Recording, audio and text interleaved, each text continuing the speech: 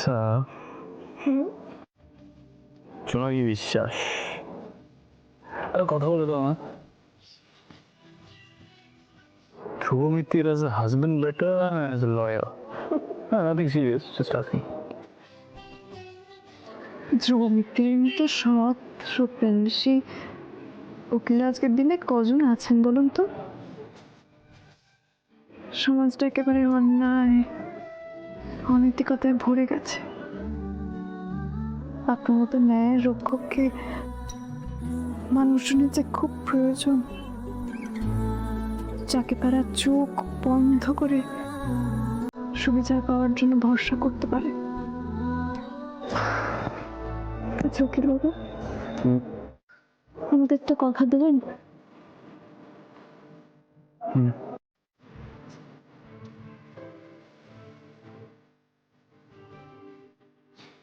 আমি যদি কোনোদিন নাও থাকি, পৃথিবী এপাশ থেকে ওপাশ হয়ে গেলে আপনি কোনোদিন ন্যায়ের পথ ছাড়বেন না, কোনোদিন ওকালতি ছাড়বেন না, কখনো কখনো।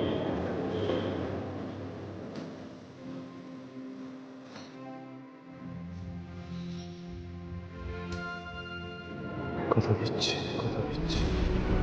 সবসময় ধ্রুব মিত্তির ন্যায়ের পথেই হাঁটবে।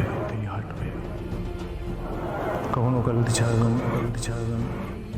What do you mean by আমি যদি কখনো না থাকি?